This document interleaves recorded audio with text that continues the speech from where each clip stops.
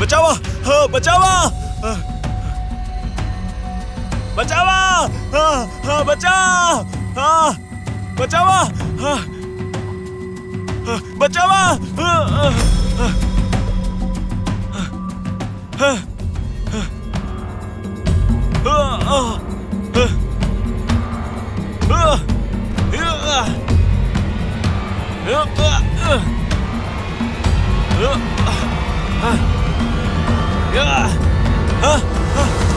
हमके मत मारा, हमके मत मारा, हमके मत मारा, हम हाथ जोड़ा ताली।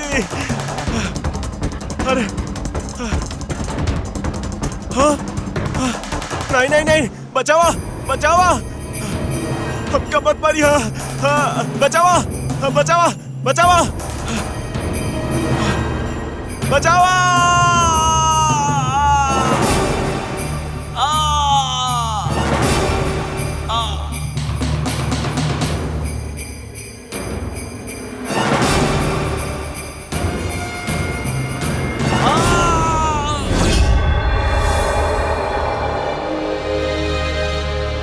चला चला, हटा हटा हटा, चला चला चला, पीछे हटा, पीछे चला। आज शास्त्री नगर चौल में 25 साल के लड़की अपन बाप के खून कर देलस। उ कुल्हाड़ी से अपन बाप के शरीर के काट देलस। पुलिस कहत बा कि उ बहुत बेरहमी से अपन बाप के मार देलस। ओह माय गॉड, कितना दुख के बात बा प्रमोद। जस्ट इमेजिन, कुल्हाड़ी के 75 बार। सोचाओ के बाप ऐसन का के लिए हुई। हमके नहीं लागत बाप की गलती होखी, गलती वो लड़की के होखी।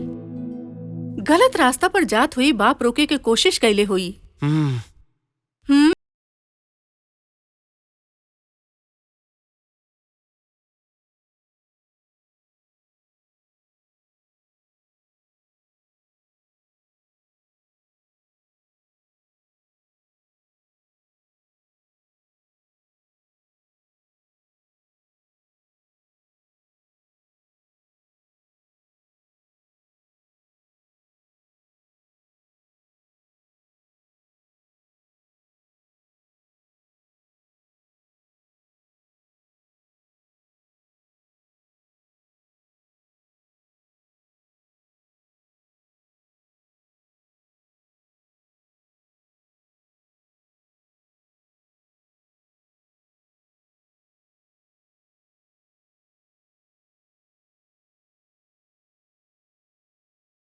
मैडम।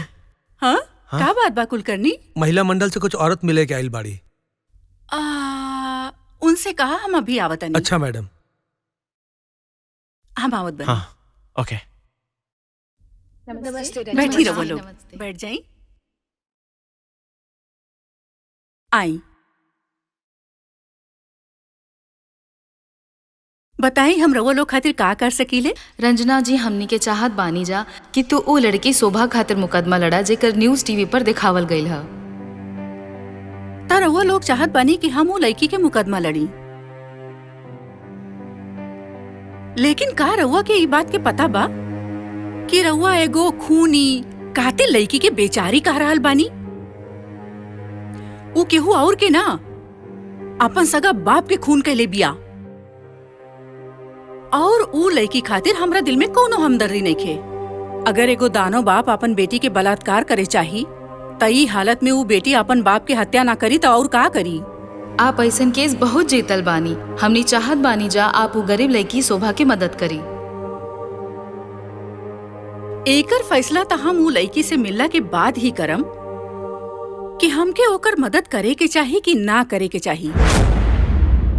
बहुत बहुत मेहरबानी जेलर साहब। देखो रंजना, हमें हिजा जेलर ही ना, तार हस्बैंड के दोस्त भी बानी। ये अलग बात बा कि नौकरी के सिलसिला में बरसों से हमनी के मुलाकात ना भइल, तो हर सेफ्टी खातिर हिजा 2 गो वार्डन रही। ठीक बा? ओ माफ करिहा, ये हमार पेशा और उसूल के खिलाफ बा। अगर वो लोग यहाँ रही हैं तो वो लड़की खुल के बात ना कर पाई हमरा से। देखा रंजना, तू लड़की के ना जाने लू, ओकर सर पर अब भी खून सवार बा। हम तो हर सेफ्टी खातिर कहता नहीं। एगो बात कही, हम ऐसे भी ज्यादा खतरनाक मुजरिम लोगन से मिले नहीं। रहुआ हमार फिक्र मत करी। चलो एक काम करल जाओ, ये दोनों वार्डन कुछ दूरी पर खड़ा रही हैं। ठीक बा? इससे वो तोहनी के बात भी ना सुन पाई और तो हर काम भी हो जाए और वक्त पे उनका बुला भी सकेलू। ठीक बा? जैसे आप ठीक समझिए। ओके। शुभा, हम हई एडवोकेट रंजना देसाई। प्रभात महिला मंडल वाली लोग हमके तोहरा पास भेजले बानी। वो लोग चाहेली कि हम तोहार मुकदमा लड़ी। आप ए मुकदमा में का करब? देखा तानी, हम बाद में सोचब। पहले तो हमके ये बतावा कि तू अपन बाप के कत्ल काहे कैलू? हम अपने बाप के खून ना कहनी हा, ना कहनी हा, ना कहनी हा। केव हमार बात नहीं समझत बा। हम अपन बाप के खून ना कहनी हा। मतलब तू अपन बाप के खून ना कैलू, लेकिन खून तो भइल बा। त एकर मतलब ये बा कि खून केहू और कैले बा? हाँ, केहू और कैलस।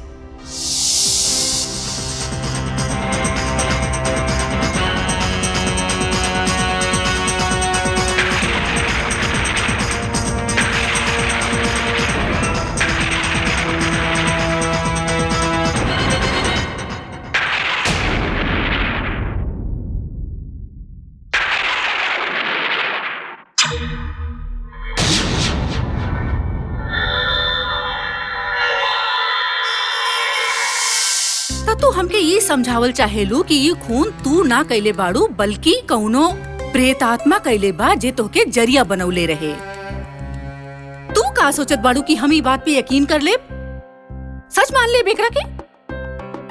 ई सच ह। झूठ बाई, झूठा बाड़ू तू। सच कुछ और बात जे तू छुपावल चाहत बाड़ू। शायद जेके तोहार बाप जानत रहे, लेकिन ऊ तो अभी दुनिया में नहीं खे।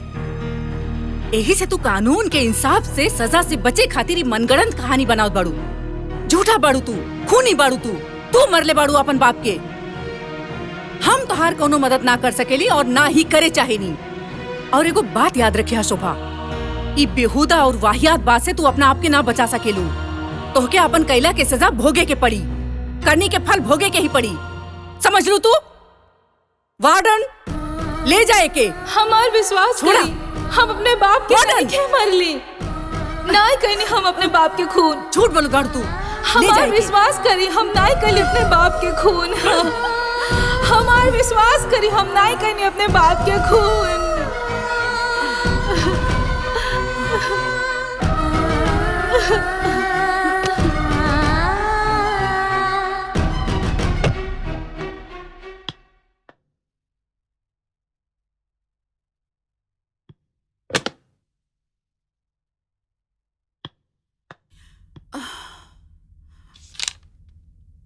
बिजी बाड़ा? कल शोभा वाले केस के हियरिंग बाना। तोके विश्वास ना होगी, हम अभी उहे शोभा से मिलके आवत बनी। माय गॉड, तो अल्टीमेटली तोहार और हमार सामना होखे वाला बा, राइट? ना, ई केस में ना। वो लड़की झूठ बोलत बिया, और तू तो जानत बाड़ा कि झूठ बोले वालन से हमके कितना सख्त नफरत बा। पता बा कहा कहतिया? ओके बाप के कत्ल के पीछे कौनो प्रेतात्मा के हाथ बा। कितना अजीब बात पर चाहेली कि हम भरोसा करी। झूठी बिया वो। एनीवे, तो तोहार और हमार सामना होखत होखत रह गइल। वैसे सरकार तो ओकरा दूसर वकील देले बा। अदालत में कल ही ओके धज्जिया उड़ा देब और कल ही ओके सजा भी दिला देब। बढ़िया, हम तैयार होके आवत बानी। अरे तू ना तैयार होगा? भुला गई का एडवोकेट सिन्हा हमनी के डिनर पे बुलौले बड़े। नहीं, हम भूलनी ना। देखा आई कांट गो, प्लीज। ऐसे मत करी प्रमोद, वो बुरा मान जाई हैं। अरे हम उनसे फोन पे बात कर ले, प्लीज तू जाइए। तू भी ना। थैंक्स। चला, good luck for tomorrow.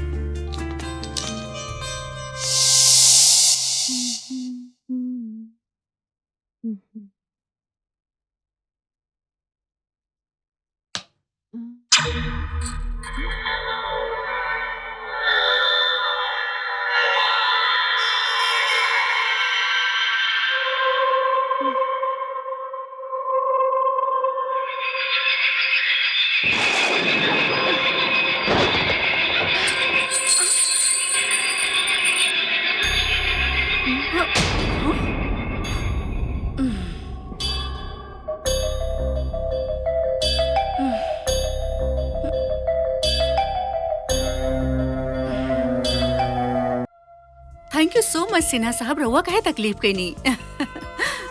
Ranjana, हमरा के मालूम रहे कि प्रमोद ना आई। उ तक केहू के फांसी वासी दिलवाए के चक्कर में लगल होई। उनकरा तरफ से हम माफी मांगत बानी। अरे ना। वैसे वो सच में बहुत बड़ा केस के तैयारी करत बाड़न। आप भी तो सुन ले हो कि हनु केस के बारे में जौन टीवी पे दिखावत रहलन। शोभा जे अपन बाप के मार देलस। हाँ, देखा ना का जमाना आ गई। अब रिश्ता पर तो कोने भरोसा नहीं के रह गई। बेटा सब नालायक निकल जाले, बाप के ना देखे ले, लेकिन बेटी तो बाप के कभी ना छोड़े ले। पता ना कैसन रिश्ता रहल होई दोनों के बीच, पता ना कितना नफरत पल रहल होई उनके बीच, गॉड नोज। अरे ये हमने भी का बात करे में लग गई ने। खाना नहीं के लगल अभी तक, हम देखत बानी। अरे भाई खाना के का भइल?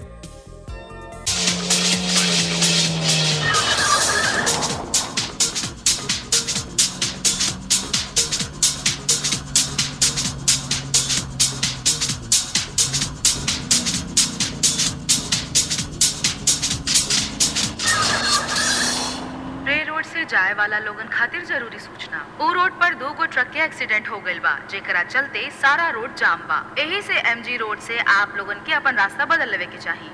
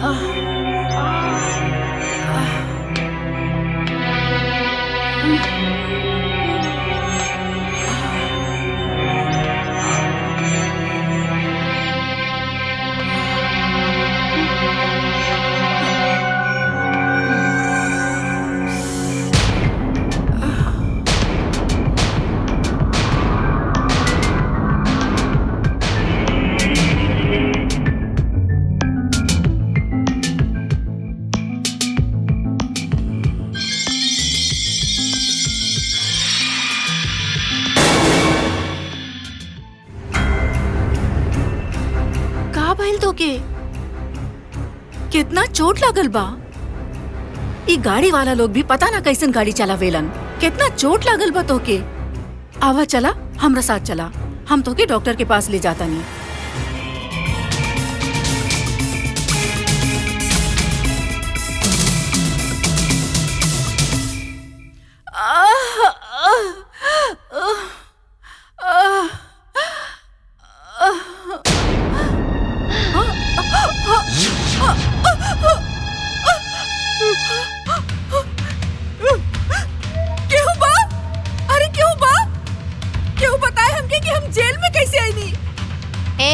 चिल्ला दारू हमके बताई कि हम यहाँ कैसे आ गए नी।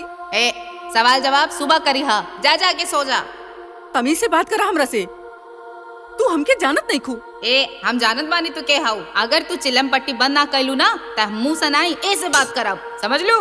तुहार इतना हिम्मत, एगो मामूली वार्डन होके हमके डरावत बाड़ू। तू नहीं जानत कि हम के बानी, तू नहीं जानत हम के बानी और का कर सकीले। ए चल चल जा जाके जेलर के बुलावा। ए जेलर साहब सुतल बाने, सुबह 10:30 बजे मिली है, समझ लू। जा जाके सो जा। निकाला हमके यहाँ से। जा निकाल पाड़ू की ना।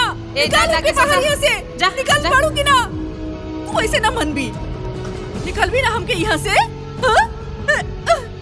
ए बेवकूफ का करा दारू। निकाल हमके यहाँ से।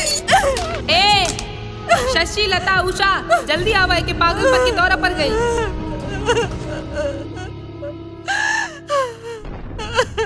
तो डॉक्टर साहब करे के कहा? अच्छा ठीक बा, जैसन आप कहीं। ओके हाँ। मे आई कम इन सर? अरे आबा। हम दिनेश कुलकर्णी, एडवोकेट रंजना के असिस्टेंट। हमरा के मिसेस रंजना देसाई से मिले के बा।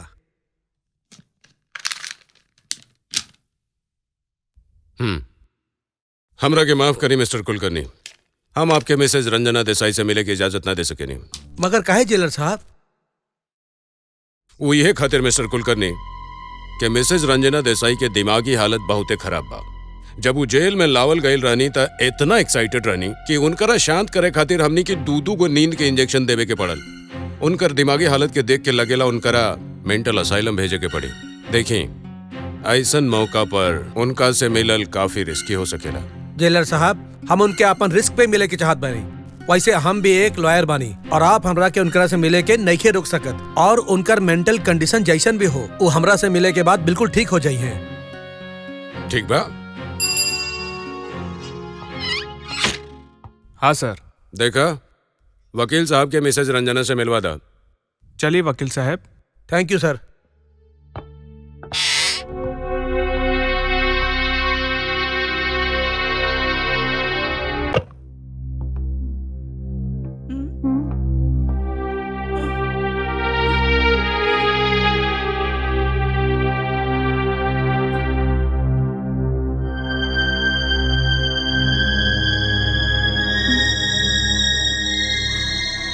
कुलकर्णी, तू आ गेला। कुलकर्णी, बहुत अच्छा कहला जे तू आ गेला। ये लोग पता ना कब से हमके यहाँ बंद करके रखले पड़े, पूछे पर कोनो जवाब भी ना देले।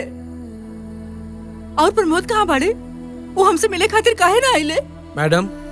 अरे बोला ना, प्रमोद कहाँ बाड़े? वो काहे ना आइले? मैडम, वो कैसे आ सकेले? काहे ना आ सकेला? हाँ? हमके यहाँ बंद करके रखले बाड़े, हमके मिले ना आ सकेला? ऐसन का कहले बानी हम? मैम, रवा मर्डर कहले बा। का बोलत बाड़ा तू कुलकर्णी?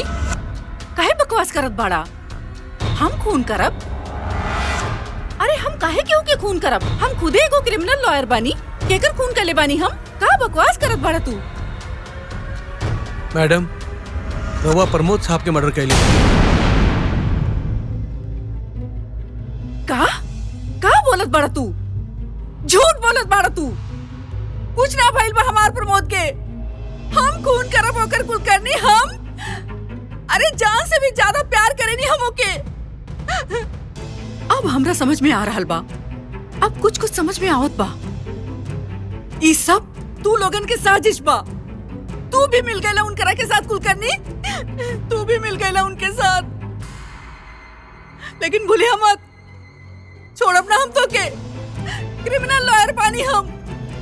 ई केस के तह तक जाब हम। का लागल छोड़ देब तो के हम। चला चला अरे चला सच्चाई के पर्दा फाड़ के रख देब हम। चला। छोड़ब ना हम तो के कुलकर्णी। सच कह रहल बानी मैम, ई खून के संबंधित गवाह सिन्हा साहब बाड़े। ए चला ना, चला उधर चला। अरे तू आ गईला? अरे हम कब से तुम्हारा इंतजार करत रहनी। तोरा वजह से हम कहीं बाहर ना गए नी। इतना लेट काहे हो गईला तू? सर, हम रंजना मैडम के मिले गए रहनी। पता न काहे वो दिल हिला दे वाला हादसा से हम बाहर नहीं के निकल पावा तानी।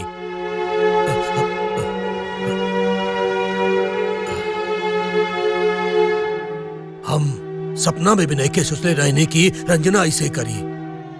और ये बात समझ में नहीं की आवत की सब करे के वजह का रहे। सर, मैडम रवा से मिले के चाहत बाड़ी। हम चाहत बानी के रवा एक बार उनकरा से मिल ली। शायद वो कौने ऐसन बात बता दे जौने से मामला पर कौने रोशनी पड़ सके। हम मिलब ओकरा से। ओकरा के मिले के जरूर चाहे।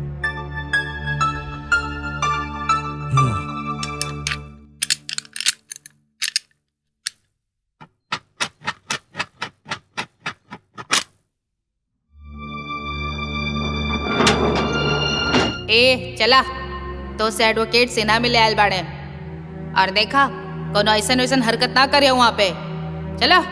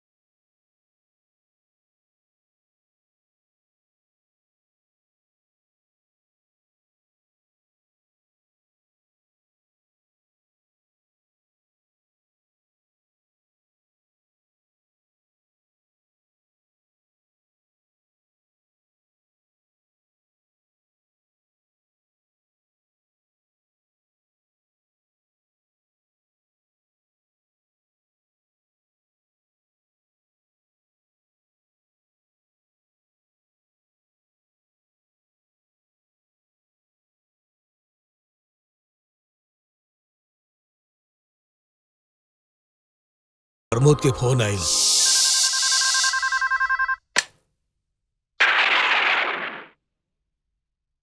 के प्रमोद, देखा भाई हम तोरा से बहुत नाराज बानी। तू आज हमरा घरे खाना खाइले नहीं आइला ना? सिन्हा साहब, I am really really sorry. ओ काबा की कल हमार एगो बहुत इंपॉर्टेंट केस बा, बस वही के तैयारी में लगल बानी। सिन्हा साहब, रंजना उहे बा का अभी भी? का? ओकरा के तो एजा से गईले करीब 2-2.5 घंटा हो गइल बा, और तोहरा घर के फासला तो एजा से खाली 15 मिनट के बा। हाँ वो तो बा, पर पता नहीं काहे वो अभी तक पहुंचनी ना। हम बहुत परेशान हो खदानी सिन्हा साहब। ना प्रमोद, तू परेशान मत होगा, हम आ रहल बानी।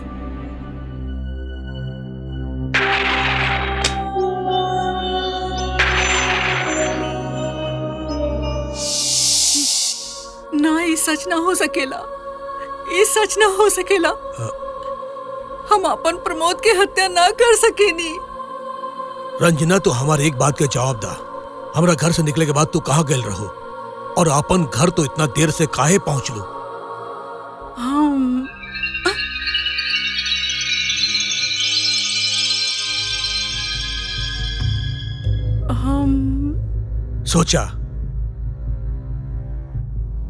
सोचा और याद करा कि ओकरा बाद तू कहाँ गेल रहो।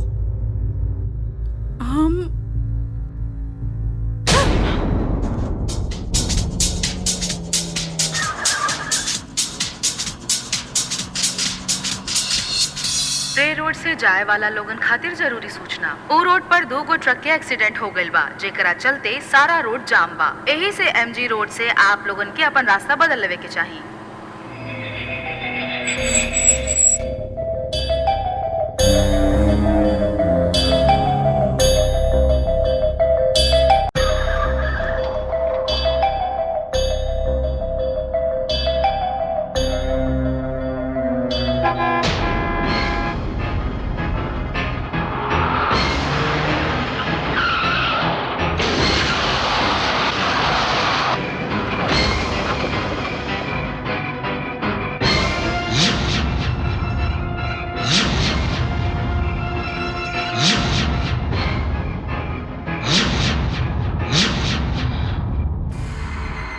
अरे का हो गइल बा तोके?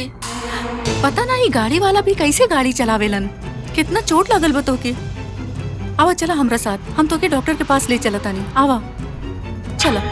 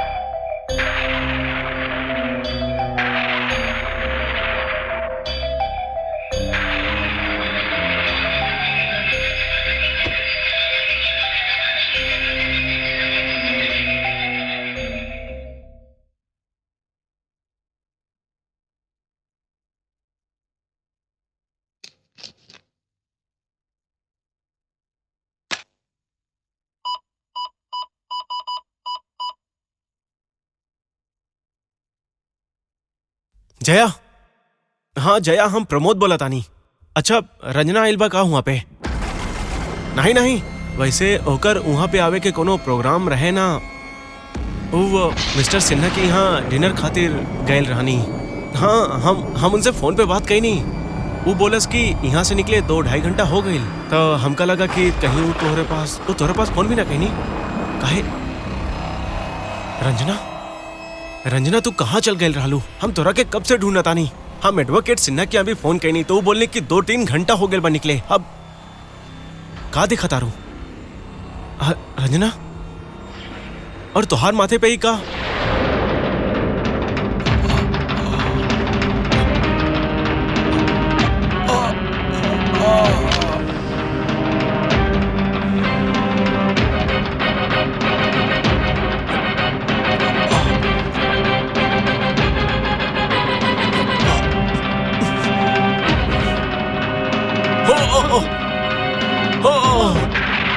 हाँ, हाँ।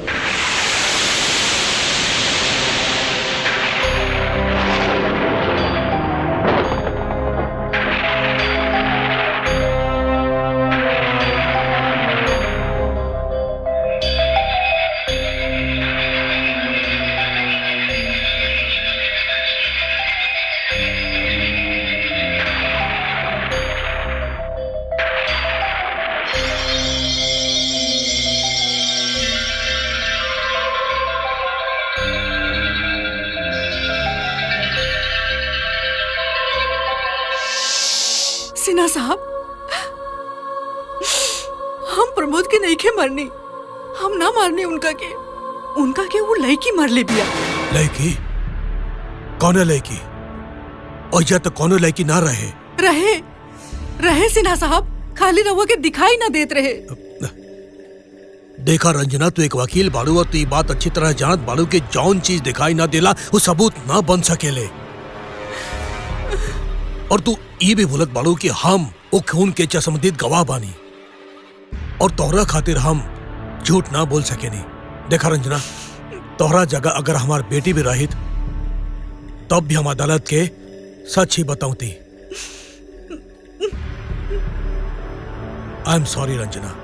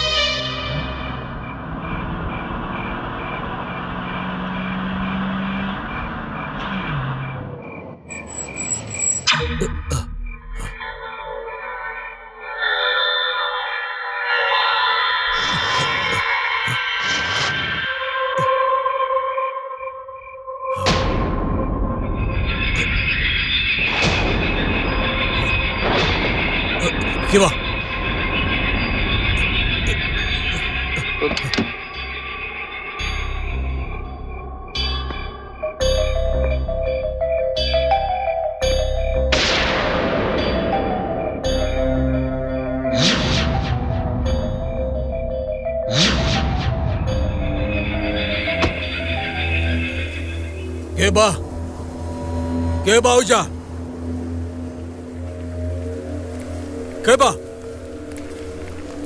Keba uja.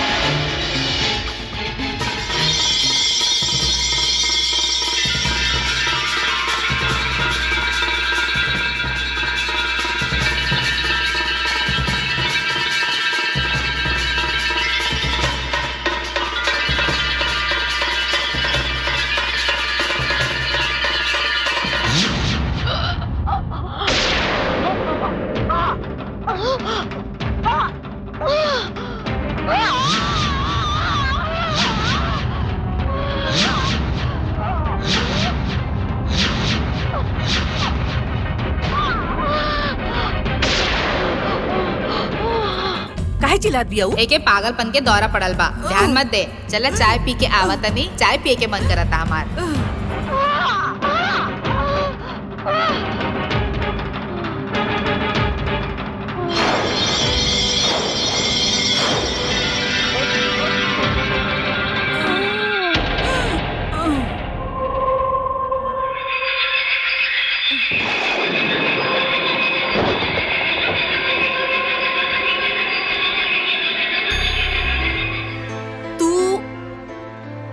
संध्या हो, तू वह बाड़ू जे हमार पति के खून कैली। तू मारलू उनकरा के, काहे मारलू तू उनकरा के? और ओकरा खातिर तू हमके जरिया बनौलू, हमके इस्तेमाल कैलू, एकर इल्जाम हमार सर पे डाल देलू। काहे? देख लेहलू तू कैसे तोहरे पति के तोहरे सामने हम मार दहली। वो यही लायक रहे। बकवास मत करा। का बिगड़ले रहे वो तोहार? का बिगड़ले रहे? वो हमार सब कुछ छीन लेलस, हमार परिवार, हमार संसार, सब कुछ। वो इंसान ना रहे, दरिंदा रहे, राक्षस रहे, हैवान रहे। वो चुप रहा, हमरा सामने हमार पति के गाली मत दा। लागत बा तू अपने पति के करतूत से वाकिफ नहीं बाड़ू। सुन ले बुते आत्महत्या कर लेबू। का सबूत बा तोहरा पास? हाँ? का सबूत बा उनके खिलाफ? बा सबूत बा हमरा पास, लेकिन ओकरा खातिर तो के यहाँ से बाहर निकले के पड़ी।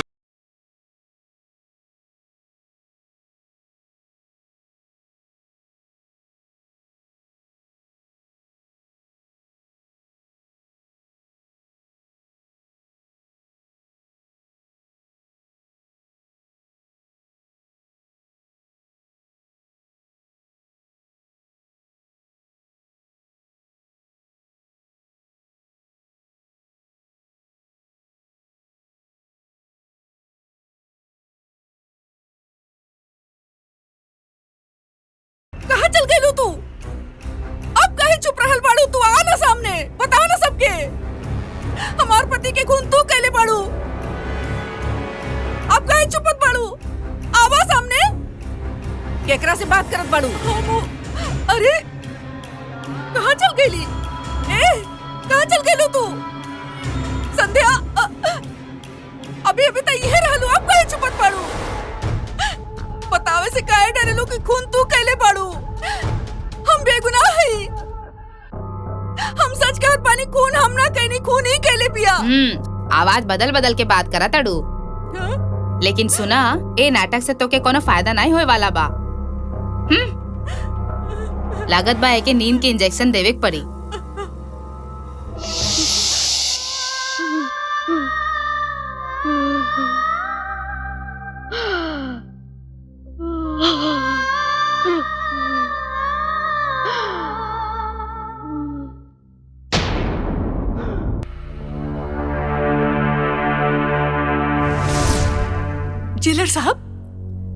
जेलर साहब, देखी ना, हम बिल्कुल ठीक बनी, कुछ ना भइल हमके।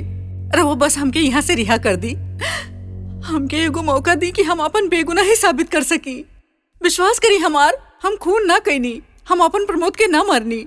हमार मदद कर दा। देखिए मिसेस देसाई, हमार दिल ये अबो यकीन न कर रहल बा कि आप अपन पति के कत्ल के जुर्म में एहिजा कैद बानी। हम रउआ के कैसे विश्वास दिलाई कि हम अपन प्रमोद के ना मरनी है? हम अपन पति के ना मरनी है हम उनके। Relax, relax. कैसे हम रिलैक्स करी? हमार दुनिया तबाह हो गइल बा, हमार पति के खून भइल बा, ओकर मौत हो गइल बा। Control yourself Mrs Desai, control yourself. हम कुछ और बात करे आइल बानी। माफ कर दा हमके। देखिए, हमरा जे आपके खिलाफ रिपोर्ट्स मिल रहल बा, ओकरे मद्देनजर रखते हमारे एगो दोस्त बा साइकियाट्रिस्ट, जेकरा हम एहिजे बुलेले बानी। ओकरा से सलाह कई के हमरा के मजबूरन आपके मेंटल असाइलम भेजे के पड़ रहल बा। का कहानी रहुआ हमके असाइलम भेजी है? छोड़ दी। पागल समझ ले बानी रहुआ हमके? छोड़ी। पागल समझ ले बानी रहुआ हमके? Control yourself. क्रिमिनल लॉयर हैं हम। अरे छोड़िए हमरा के। अपन बेगुनाही साबित कर सके। छोड़िए हमरा के।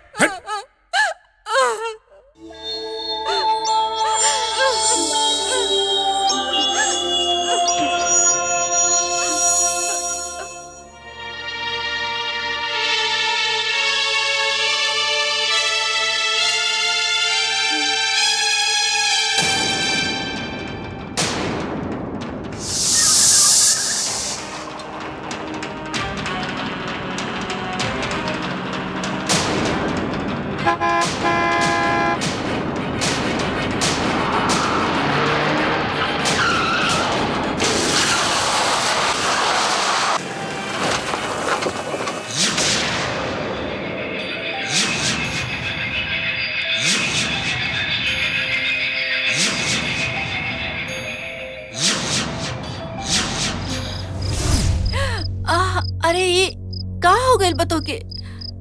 पता ना गाड़ी वाला सब कैसे गाड़ी चलावेलन, कितना चोट लागल बतो के। आवा चला हमरे साथ, हम तो के डॉक्टर के पास ले चलता नहीं। आवा।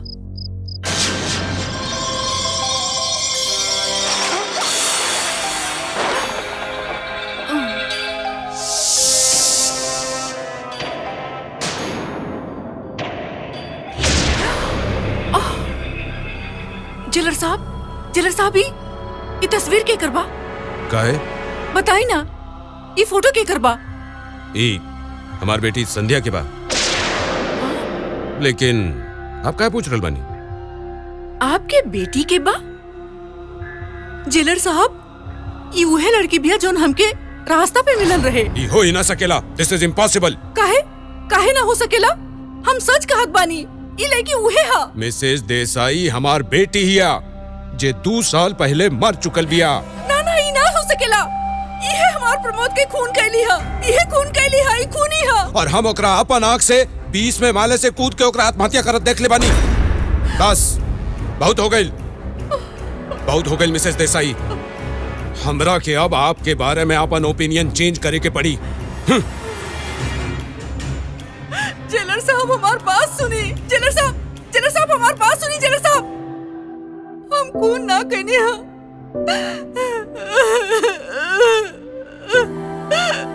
हम अपन प्रमोद के ना मरने हम होके। वकील साहिबा, अब काहे रोत बाड़ू? हाँ?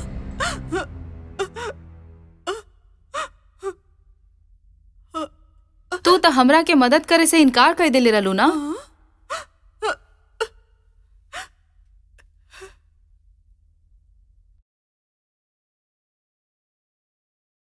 लेकिन एकरा बावजूद भी आप बड़ा अजीब ढंग से हमार मदद भी कईनी।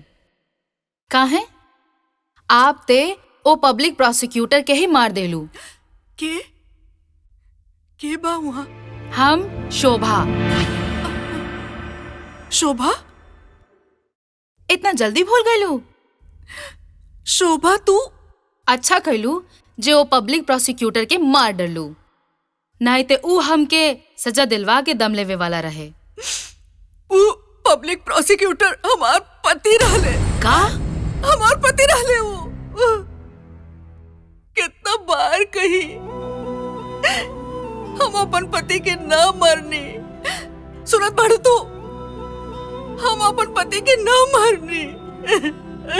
ऐसन हमहू कहत रहनी कि हम अपने बाप के नइखे मरनी, लेकिन केहू ना मनलस।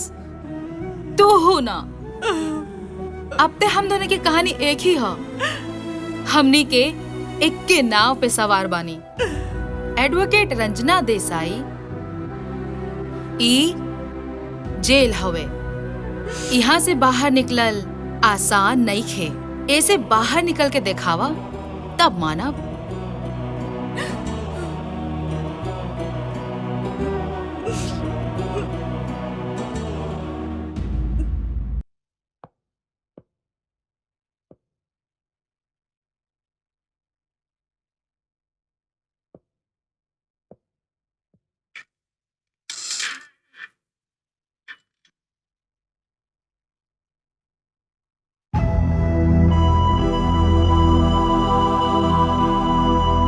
Come on, पापा, फास्ट पापा, आप कर सके नहीं। You can do it, पापा। अरे बेटा, तू तो हमरा के दौड़ा दौड़ा के थका देले बाड़ू। पापा, आप इतने में थक गई नहीं? अब इनते आपके और दौड़े के बा। ई जोन इतना बढ़न पेट के लिए बड़ा, वो कैसे कम हुई? बताई पापा। करी ना पापा, आप हमारा अच्छा पापा हैं।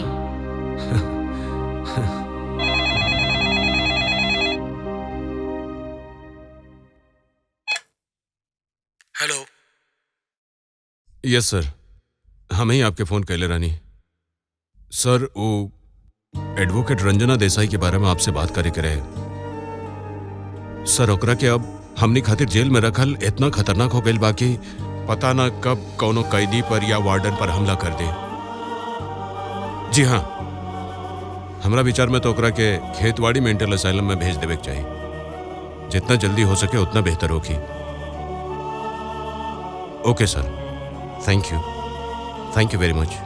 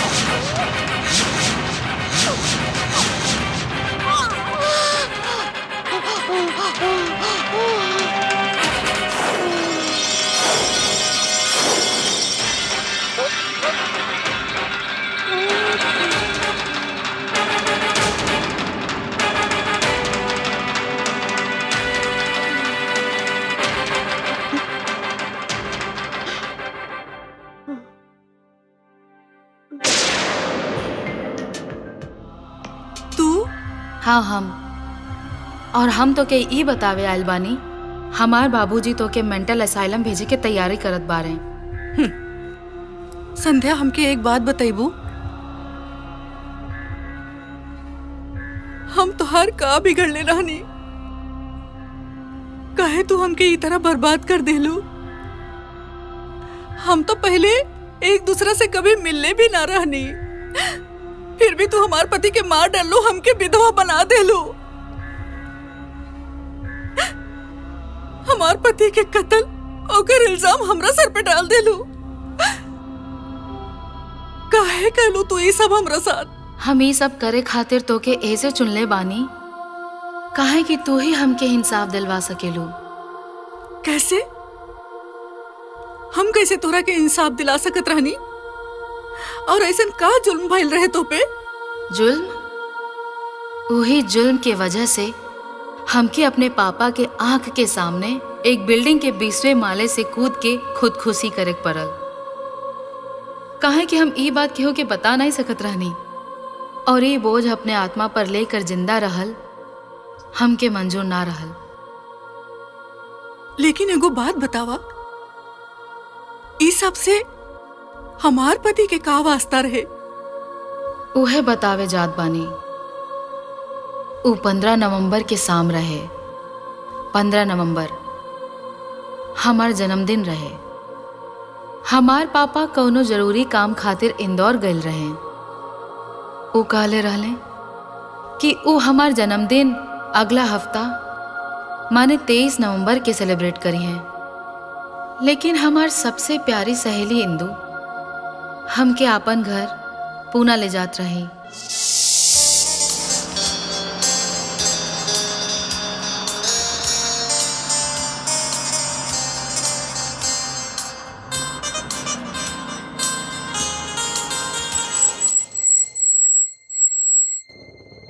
पुल टूटल बा? Oh no. हाँ, दूसरा रास्ता से जाए पड़ी।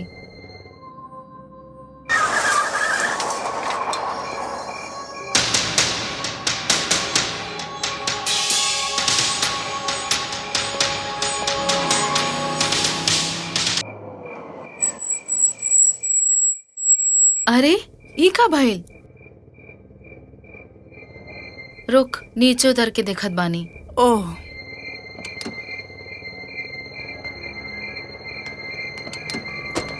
हे भगवान, टायर पंचर हो गइल बा।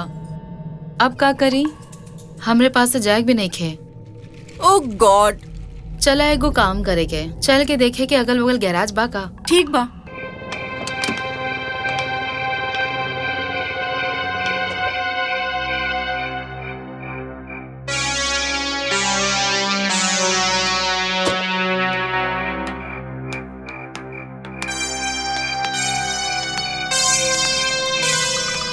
ए इंदु, आ? वहाँ कोनो कॉटेज दिखत बा। अरे हाँ, शायद वहाँ केहू हो सकेला। चल चल के देखल जा। हाँ चला।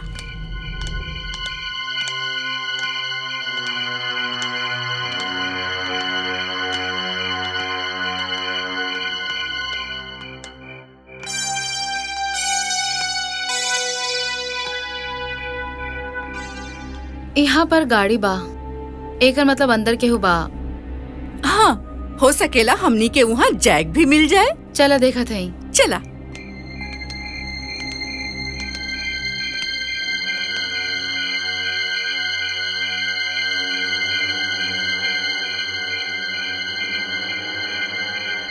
के बानी रहुआ? हमनी पूना जात रहनी, रास्ता में हमनी के गाड़ी पंक्चर हो गईल। हमके जैक चाहिए, का हमनी के जैक मिल सकेला?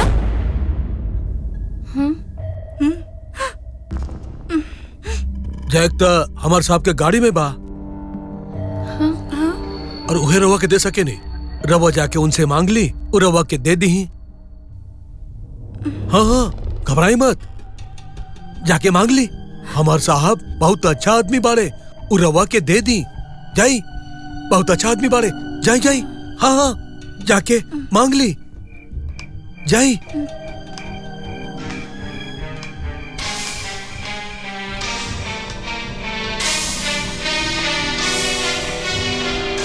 रंजना जी, जौन वक्त वो दरवाजा बंद भइल रहे, हमने के पता ना रहे कि जिंदगी दरवाजा बंद कर लेलस। 2 गो आदमी ओइजा जाल बिछा के रखले रहे, जेकर शिकार हम जैसे लड़की होत रहे। रंजना जी, आप जानत तनी वो कॉटेज में का रहल? का? वो कॉटेज एगो ब्लू फिल्म के स्टूडियो रहे। जानत तड़ू वो स्टूडियो के चलावत रहे? के?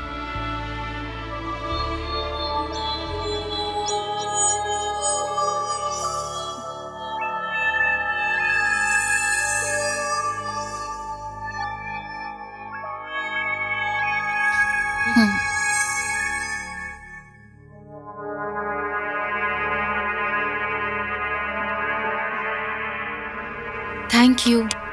Thank you.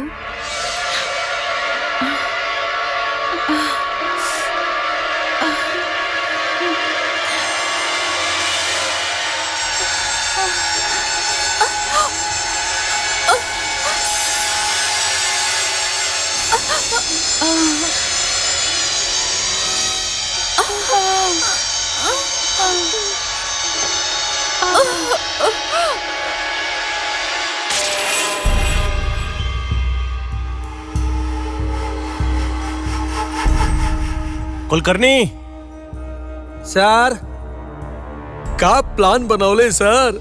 अब तो चिड़िया हमने के कब्जा में। Thanks for the drink.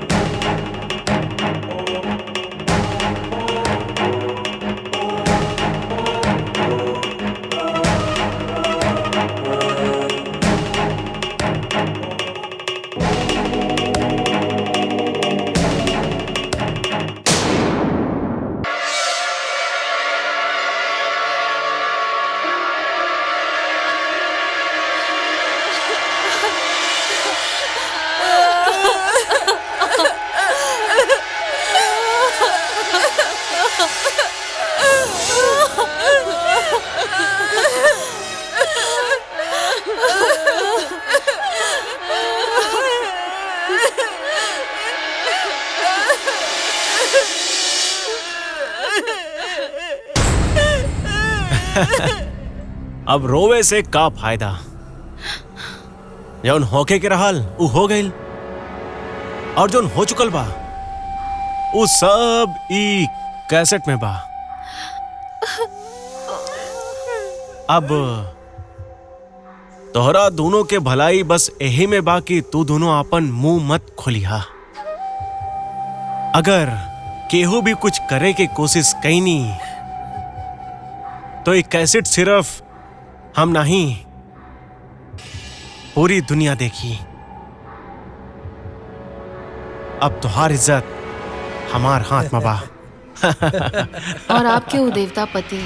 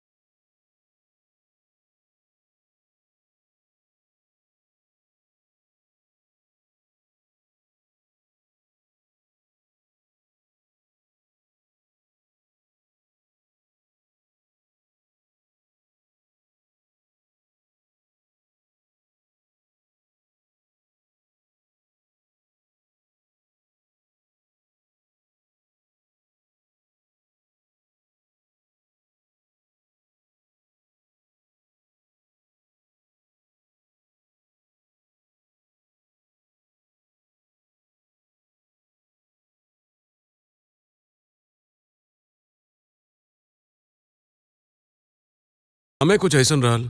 I am so sorry बेटा, आई एम सो सॉरी।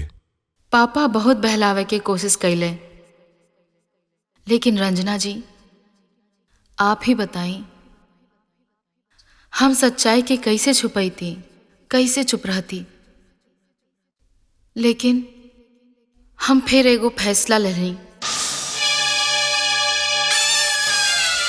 संध्या, संध्या, संध्या हमरा समझ में नहीं आवत हम का करी। प्रमोद के कैला के सजा ता तू दे देलू, ज्ञानचंद के भी शोभा के हाथ से मार देलू। वो उन लोगन में से सबसे ज्यादा उत्सुक रहे और ओके मारे से पहले हम ओके ये बात के एहसास दिलवावल चाहनी जवन लड़किन के वो बलात्कार करत रहे वो सब ओकर बेटी जैसन रहे, और वो आपके पति ओके ते हम आपके आंख के सामने आपके ही रूप धारण करके मरनी। हाँ, लेकिन जब वो मरत रहे ओके ये बात के एहसास हो गल रहे कि आपके ओकर गंदा और घिनौना हरकत के पता चल चुकल बा। एको बात बतावा संध्या, ये सब साबित कैसे हो पाई? अभी अभी तो बतैलू कि तोहार पिताजी हमके पागल खाना भेजे की तैयारी कर रहा बाड़े, और इससे तू जाने लो कि हम पागल नहीं की। लेकिन का तू दुनिया के सामने आके ये साबित कर सकबू कि ये सब वारदात के पीछे के बा? ये भइल कैसे? नहीं, हम लोगन के ना बताए, आप ई सच्चाई दुनिया के बताए। हम कैसे बता पाई? अगर वो लोग हमके पागल खाना भेज दी है तो वहां से निकल पाए हमरा खातिर मुश्किल बा। हम आपके बाहर निकाल दे, उहो आज के रात, और आज के ही रात आपके पास वो सारा सबूत होई। काहे कि जब तक हम दुनिया के सच्चाई ना बताए हमरे आत्मा के मुक्ति मिलल संभव नहीं है। और वैसे वो शैतानन में से एगो इंसान अभियो भी जिंदा बा। ऐसे पहले कि हम आपके यहाँ से बाहर निकालें, आप हमार बात ध्यान से सुने।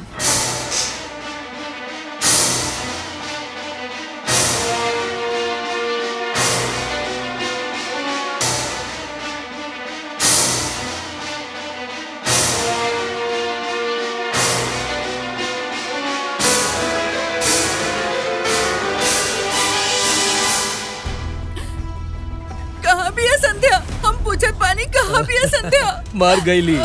तू लोगों के मार डाले, तू लोग के मार डाले, हमके भी काहे नहीं कि मार डाले तू लोग? अरे अभी तो हमरा के तोहर जरूरत बा। दिल करके मारत चल, बाड़ा। अरे चल। अरे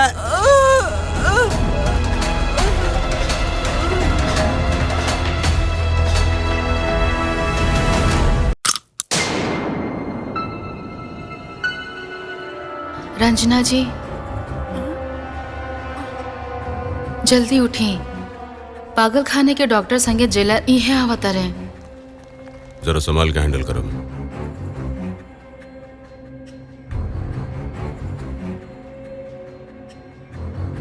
चलिए जल्दी बाहर आ जाइए।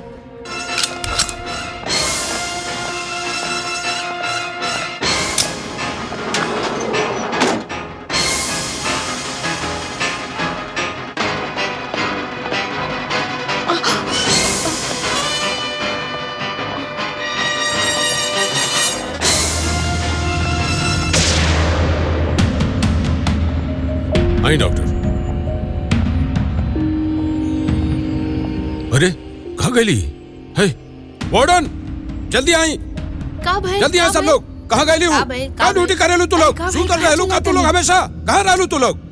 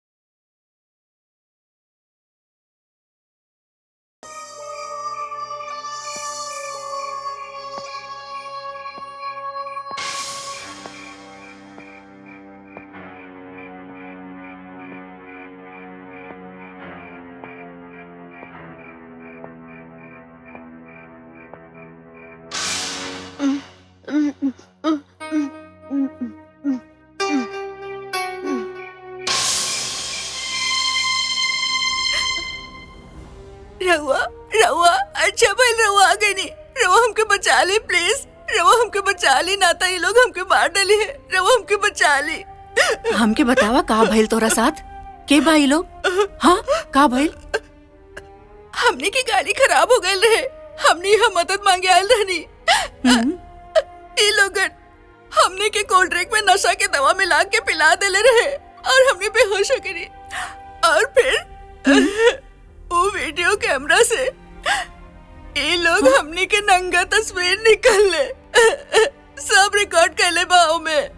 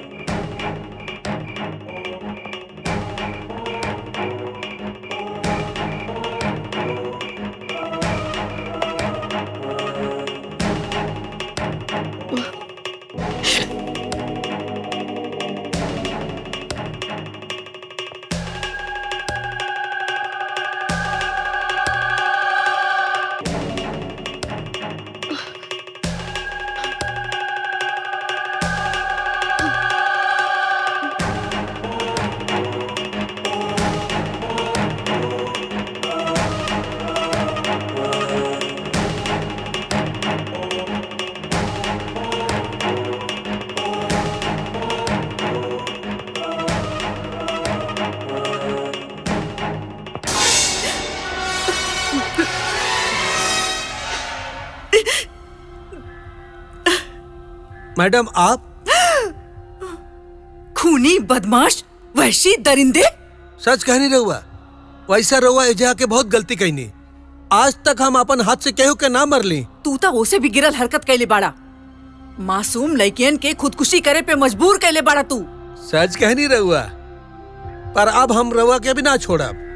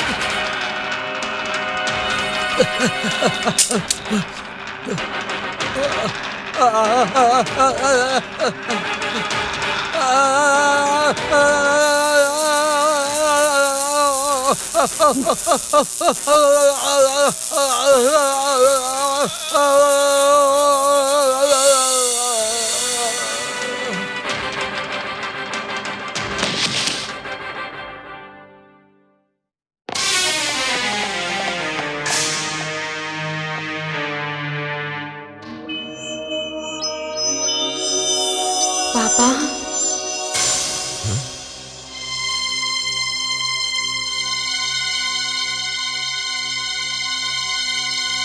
रंजना,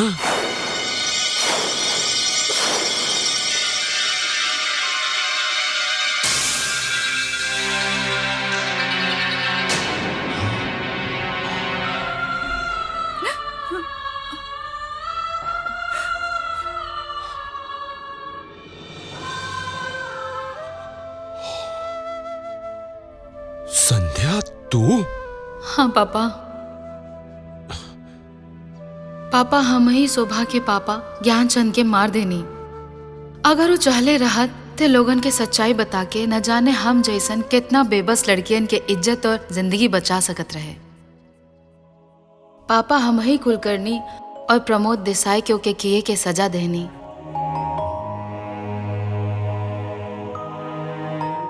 पापा हम आपसे बस यह कहल चाहतनी कि शोभा और रंजना जी बेकसूर बानी। अब हमार काम पूरा भइल पापा। अब हमार आत्मा के मुक्ति मिली। हम जात बानी पापा।